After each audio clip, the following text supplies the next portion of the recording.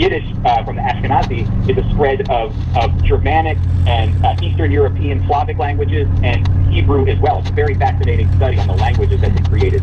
They actually, because of 1492, if you remember, as Columbus was coming over to America, well, Jewish people were actually kicked out of the land of Spain at that time, Sephardic Jewish people, and they find themselves in areas of North Africa and even into some areas of the Middle East.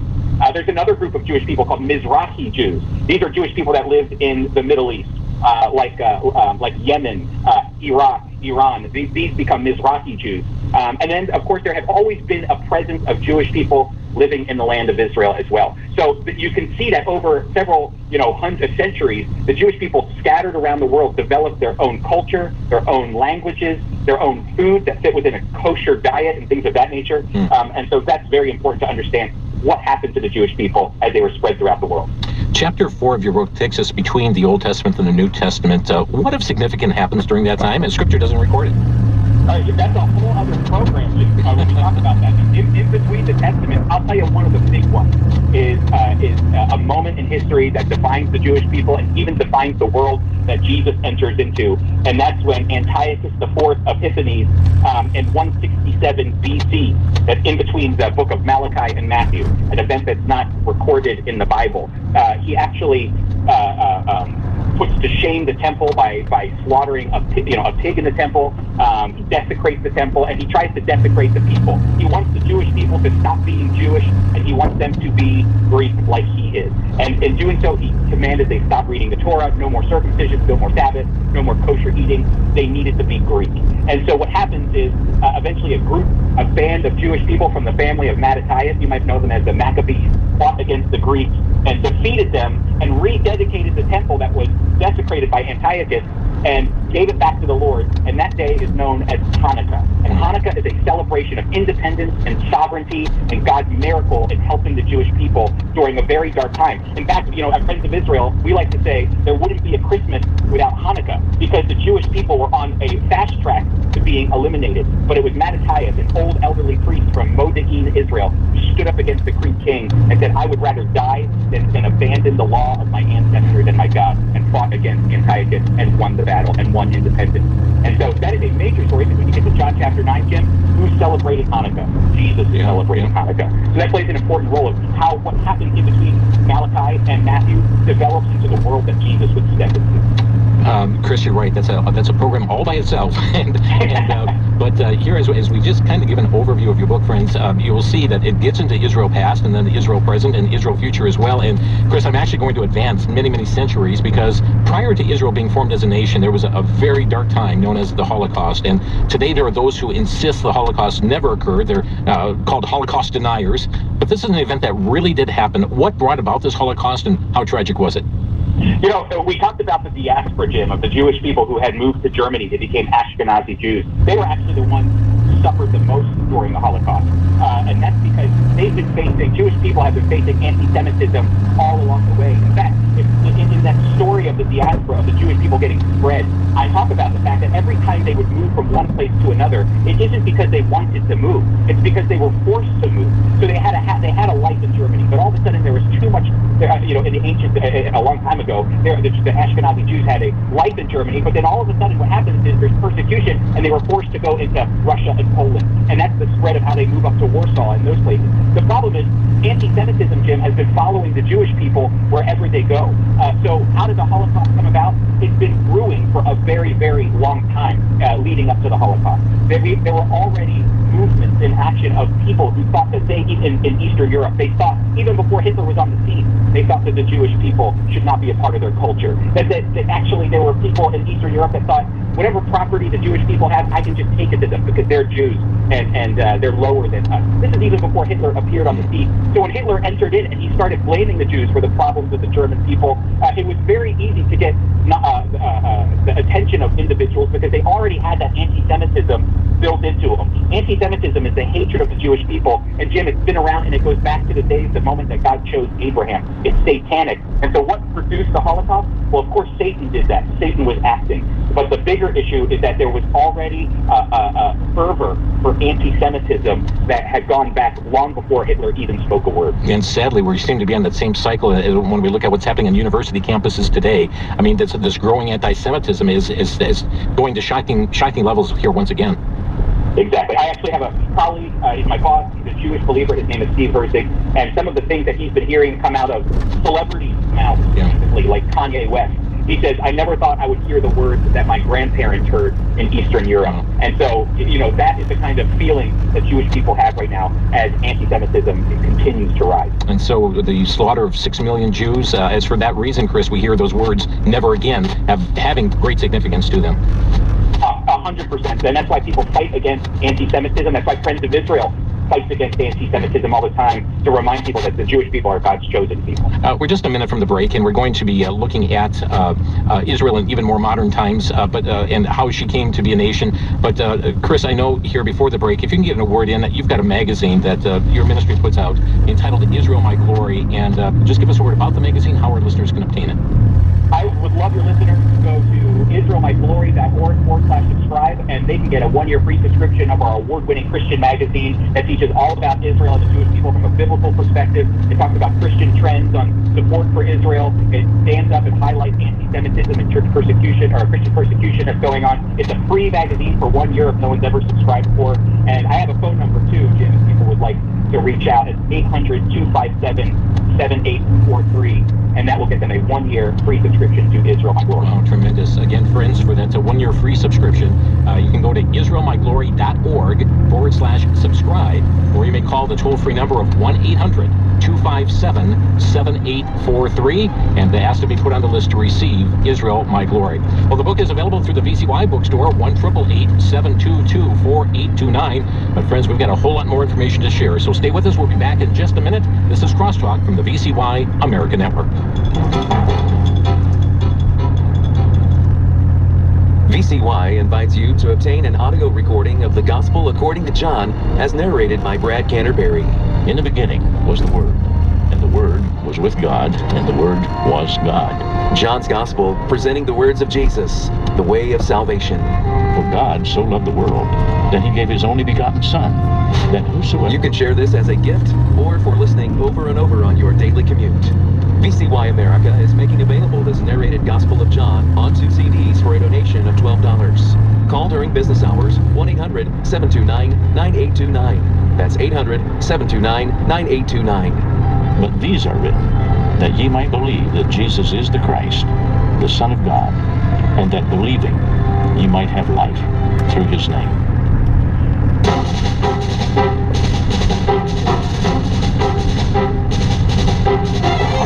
Israel Always. Very fascinating title, but it's true. God laid down a covenant with Abraham, and made a covenant, a promise to Abraham that was an everlasting, not just was, but is an everlasting covenant, pertaining to the land, to the descendants, and also a blessing of which you and I, believers in Christ, are recipients of that blessing as well. We're talking about this book, Israel Always, and just a reminder, it is available at half off this month of January at the VCY bookstore, just $9.49 plus any applicable tax or shipping, and you can obtain it by going to vcy.com, or by calling our bookstore 1-888-722-4829. It's 1-888-722-4829. We'll tell you more later as well. We'll give you the number again to order Israel My Glory. Chris, wow, we need 2, 3, 4, 5, 8 hours here, but let's advance to more modern times. What are some important names we should know as it pertains to the founding of Israel as we know it today? Yeah, one that really stands out that I think we could focus on is an individual named Theodor Herzl. Theodor Herzl played a major role in the reestablishment of the modern state of Israel that you see today. In fact, we were talking about the Holocaust and about how people were already showing anti-Semitism before Hitler was even born. Well, I can tell you, Theodor Herzl was writing in the late 1800s, and one of the reasons he, as a Jewish person, a secular Jewish person actually, one of the reasons that he said there has to be a Jewish state is because he saw the way that a Jewish person was treated by the French government. His name was Alfred Dreyfus, and he saw the way that the French people were treating. He was actually a general in the army who was innocent, and the way that the French people treated them, he said he saw signs that said death to the Jews. And even in the late 1800s, he was saying, we've got to get out of here. This is bad for us. And so he went on a mission to help establish a Jewish state in their ancient homeland. and he never saw that actually happen. But he had an interesting saying where after he met with a group of people called the First Zionist Congress in Basel, Switzerland, he said definitely there will be a Jewish state. There will be a Jewish state within 50 years, and it was almost 50 years to the time that he said that.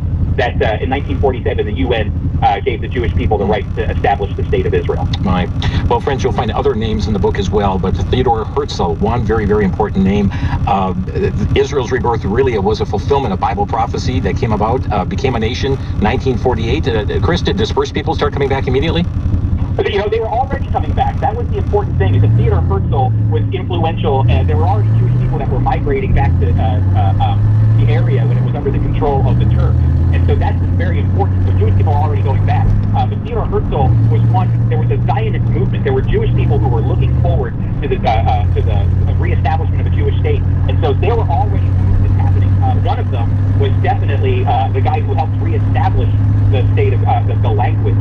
And so his name's Eliezer Ben Yehuda. He had moved back even before Israel became a nation. So there was already a large population of Jewish people living in that area before Israel even became a state. It's hard to talk about Israel without mentioning a very significant war, 1967, the Six-Day War. What happened is truly remarkable.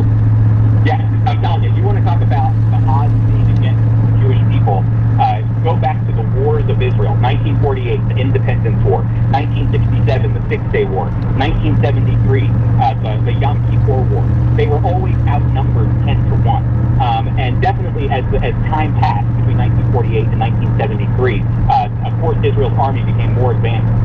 But 1967, the entire Arab world was surrounding them, and they were willing to push Israel into the sea, and they wanted to.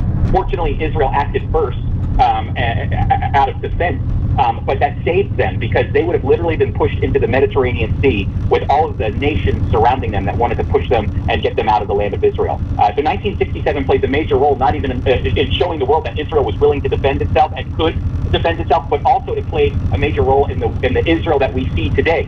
So that when you come to Israel with me one day, you're going to see a Jerusalem and a West Bank. You'll go into the areas of Judea and Samaria. Those were once modern-day Jordan, but now it's large areas of it are under the control of the Israeli people, the Israeli government. The Golan Heights, which was once under the control of Syria, is now under the control of Israel. And before, they even took in 1967 all the way down into the Sinai Peninsula. They returned all of that land to Egypt in peace for a peace treaty. But you can see how the 1967 war, they thought, okay, we're going to push all these Arab nations will ally themselves with one another and push Israel into the sea. But ultimately, God had a different plan. Amen. And that's in fulfillment of His promise. That's exactly right. And it expanded and gave Jerusalem to the Israelis the control of Jerusalem. The Jerusalem that you see today, the old city, as you walk around the old city, was not a part of Israel between 1948 and 1967. And so when you enjoy seeing the old city, going to the Western Wall, going to the Mount of Olives, all of that is because of the war that happened in 1967. And so as we also advance toward today, we see this growing worldwide movement against Israel. We see hostility. We see the BDS movement, the boycott, divest, sanction movement. It seems the Middle East, Israel in particular, always in conflict. Why is that? Yeah, you know, I'll tell you, it's biblical and it's spiritual, because I always like to say Satan ultimately hates what God loves. Satan is constantly attacking believers, attacking the church for the mission that we're on, to share the good news of the Lord Jesus. But he's also attacking Israel. He's been attacking Israel from the very beginning, because God has a plan for Israel that is connected with the ultimate plan of salvation, and how God's plan for Israel affects not only Christians in the future, but ultimately the world. That God has a plan for Israel, the Jewish people. That means that Satan will do anything to stop God's plan. And so, you know, there's a lot of different nuances all the time, but it's been happening since the very beginning. That God, you know, Satan has been attacking Israel, and we see it even today in a more nuanced way. The type of anti-Israel sentiment that you're seeing today, Jim, isn't like wars of the past, like 1948 and 1963 and 1973. Now it's more of a war of boycott, divestment, and sanctions. Who can get to the media first to make Israel look bad, the way the media paints Israel. It's more a war of words and pictures than it is an actual physical war. And what a slap in the face to Israel. I mean, when I think, and you document this in your book too, the advancements that have come from Israel, how Israel is benefiting the world in areas like predicting the agriculture, technology, and health. I mean, Israel has really given us many advancements in this world. It's always a funny thing to see somebody who wants to boycott, divest, sanction Israel when they're on their phones telling everybody how they want to boycott the very nation that helps make the phone that they're holding in their hand, or the computer that they're typing on, or the medicine that they even take. You don't realize that how many Israel has one of the largest generic drug pharmaceutical companies in the world named Teva. So people don't even realize how many drugs are helping people around the world. It's just basic maintenance drugs. And so to boycott those, would be foolish. But they don't realize how much Israel has helped the world even today. Well, friends, you can obtain the book and more information about Israel today, but I also want to take a look at Israel tomorrow. You indicate, Chris, that Israel has a place in Bible prophecy. What lies ahead for Israel? Yeah, what lies ahead is a great, great hope for Israel. God has a plan. As Paul said in Romans chapter 11, is God through with his people, with Israel? And he said in the most emphatic terms, may it never be. It can't happen. In fact, he even uses this if-then statement. And he says, if reconciliation has come to the world because of the fact that Israel has rejected Jesus, that means that, Jim, you and I have been reconciled to God through the work of Jesus Christ.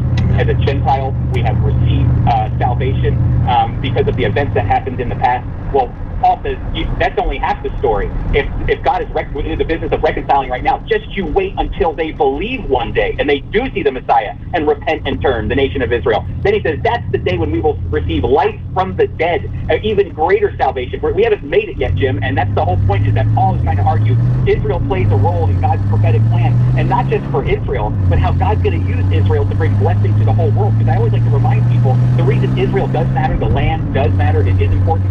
Jesus is not coming back to America or Europe. He's coming, or South America or Africa. He's coming back, and we know exactly where he's coming to Jerusalem, on an area in Jerusalem called the Mount of Olives, and his feet will touch down there, which means God values Israel, the Jewish people, the land, and how that all plays into the one day when the Prince of Peace returns to bring peace from the city of peace. That is incredibly important for how we anticipate God's kingdom to be set up on earth. Friends, there's so much more to share, but we've given you perhaps a thumbnail sketch of what's in Israel Always, experiencing God's pursuit of you through his chosen people. The book is available as a book of the month at the VCY bookstore through January 31st. You can obtain a copy of this at 50% off.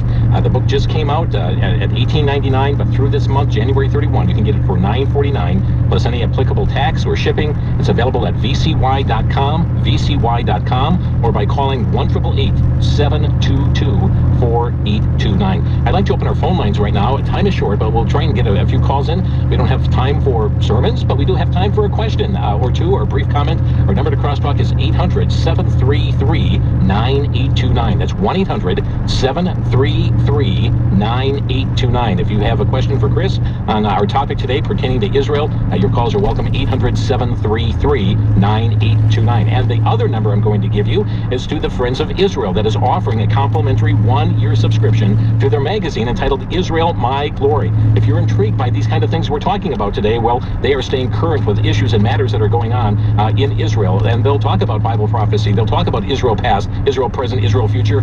It's available by calling Israel My Glory at 1-800-257-7843. That's 800-257-7843, or go to the website israelmyglory.org/subscribe, and you can put your information there for a 1-year free subscription. Well, our lines are already packed out here, Chris, so we're going to have a lot of interaction here in our final segment. Praise the Lord. Okay, so friend, we're just seconds from the break here, so rather than interrupt a caller, we'll take the break and we'll come right back to your calls here on Crosstalk. And again, the book is called Israel Always, and you can reach out to the VCY bookstore. vcy.com will be the quickest. If you get a busy signal, just call them back later. They're available till 6 p.m. Central Time here this evening, 10 a.m. to 6 p.m. Central, Saturday 10 to 4 at 1-888-722-4829. Back in just 1 minute with your calls. This is Crosstalk coming your way from VCY.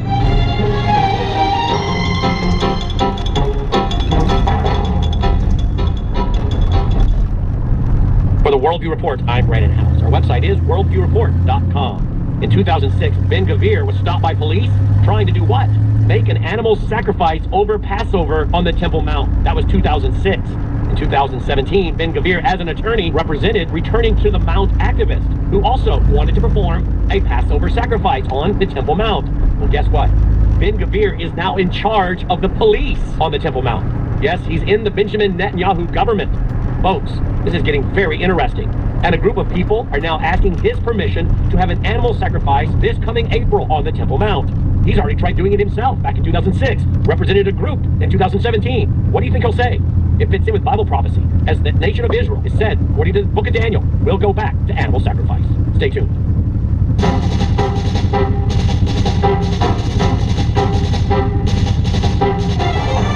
Well, thank you for joining us on Crosstalk today here on BCY America. Chris Katulka is with us, the author of the book Israel Always, but also with the Friends of Israel Gospel Ministry and their radio program, the Friends of Israel Today, that airs each Saturday here on BCY America. Trust you are able to tune in for it, but we're taking your calls here today in this final segment. Monroe, Wisconsin, we have Mark calling. Mark, you're on the air. Yeah, I think Israel My Glory is an excellent publication. My comment is, without trying to set dates or anything, I think Daniel 70th week is right up at the brink of the end of the church age. Yeah, I'm not trying to set dates, but I think we're at close. Let me have Chris comment on that. Thank you, Mark. Okay. Yeah, that's a very good question, Mark, and I agree with you. No set date. That's not what Jesus wanted us to do. That's not what God wanted us to do, is to set dates. But I always tell people, we live in the most unique times. In the course of church history, for the past 2,000 years, the church never experienced the Jewish people as an independent Jewish state back in the land.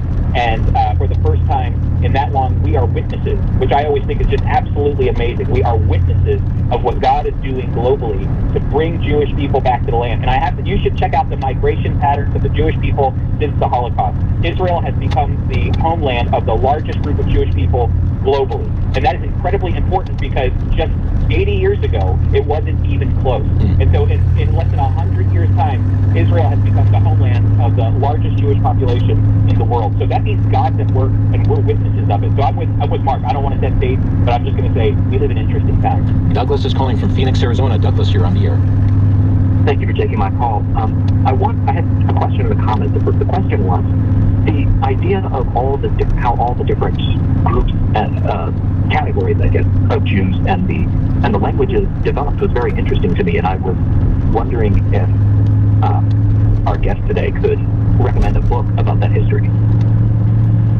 That's a really great question. A book that would help understand. Honestly, I can't think of one particular book that highlights each individual one. There is one that comes from Friends of Israel that I can think of that it looks at Jewish culture and customs as a whole. The book is called Jewish Culture and Customs by Steve Herzig, and that one looks at each individual group, the Ashkenazi, the Jewish, the Sephardic, the languages, the culture, all of that. And he comes from an Orthodox Jewish background and became a believer in his 20s in the Lord Jesus. So that you can find at Friends of Israel website, foi.org. It's called Jewish Culture and Customs. Thank you, Douglas. Jane is calling from Casper, Wyoming. Jane, you're on the air.